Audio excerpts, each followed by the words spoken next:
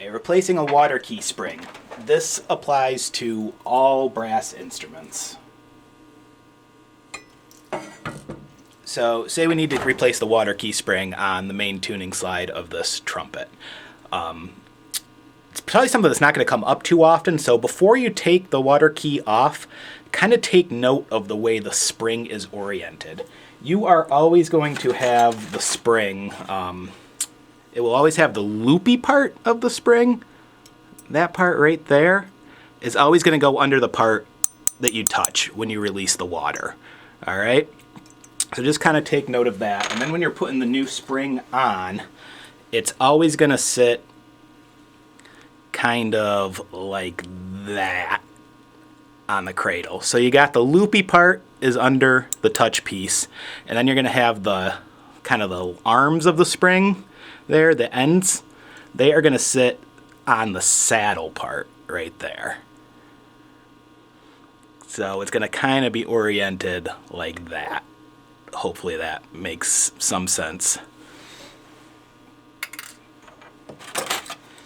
So it's always going to be some kind of simple screw or pull mechanism there. It might have a screwdriver slot. If it does, just use your screwdriver. This one doesn't even have any threads, actually. All you have to do is just grab it with something, like a pair of pliers, and it pulls straight out. That's all that's holding that water key on. So we'll take it off. While it's off, it's usually a good time to replace the water key cork as well. This one doesn't have a water key cork, so we'll definitely replace that. And then just kind of get rid of the old spring. If you're taking it off, it's probably busted or missing anyway. And then we got to find the appropriate size spring. So springs come in all shapes and sizes. So there's a huge one that's probably meant for tuba or trombone. A slightly smaller one also for probably some kind of low brass instrument. There's a really small one that's probably meant for trumpet, and I actually think that's the one we're going to need, so I'm going to set that aside. And here's a slightly bigger one, but probably still meant for trumpet or cornet. So a lot of people are tempted to put the new water key cork in first before dealing with the spring. Don't do that. That extra little bit of room that the cup is going to provide you with no water key cork in it, that can come in handy big time if you're dealing with a tricky water key spring. So save the cork for last. You know, you can find your right size.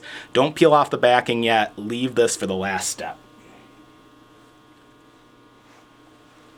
Get your new spring situated. So remember, the curve part is going to go under the touch piece, right? And these loops will go around the sides there.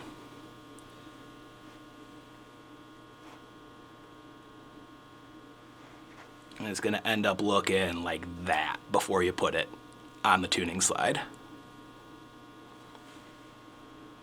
So don't trim the feet yet either. We're going to want those as long as possible. It's going to make this process much easier.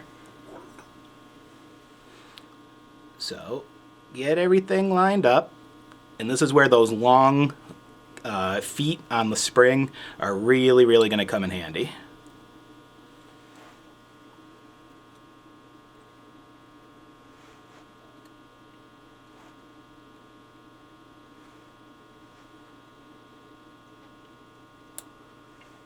Okay, so I've got it on there. It took some doing. It was not easy to do. This is where I'm really glad I don't have a cork in there yet, because being able to push that down just that extra little bit further where there would normally be a water key cork, like making it kind of stick up like that. See, look at that, I just messed it up. It's gonna make things way easier on you. Get it situated again.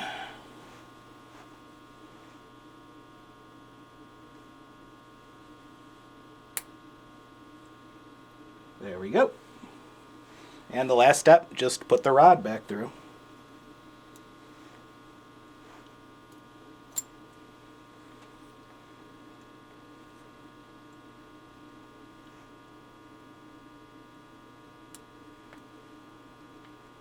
This definitely takes some practice.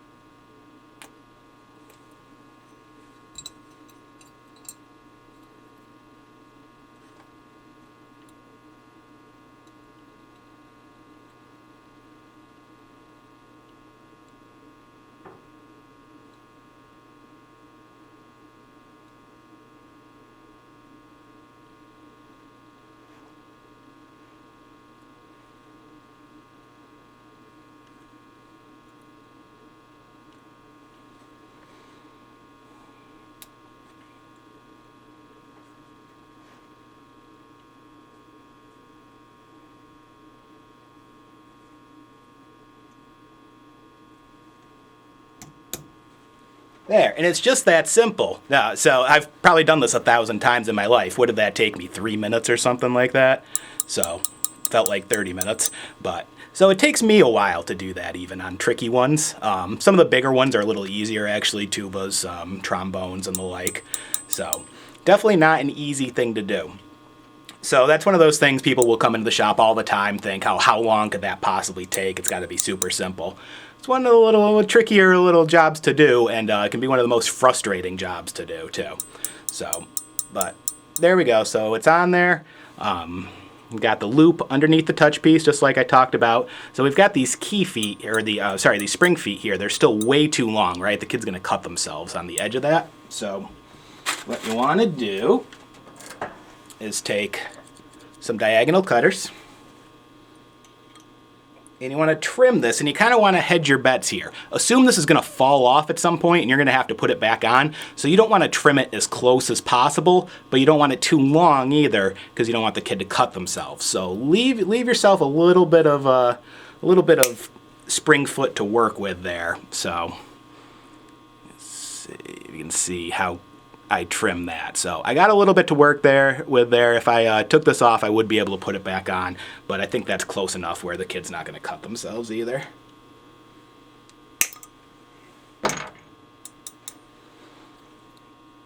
So there we go. There's how much is left.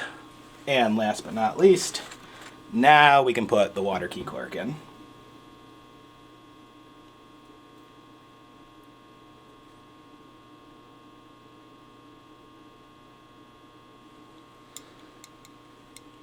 New water key corks in.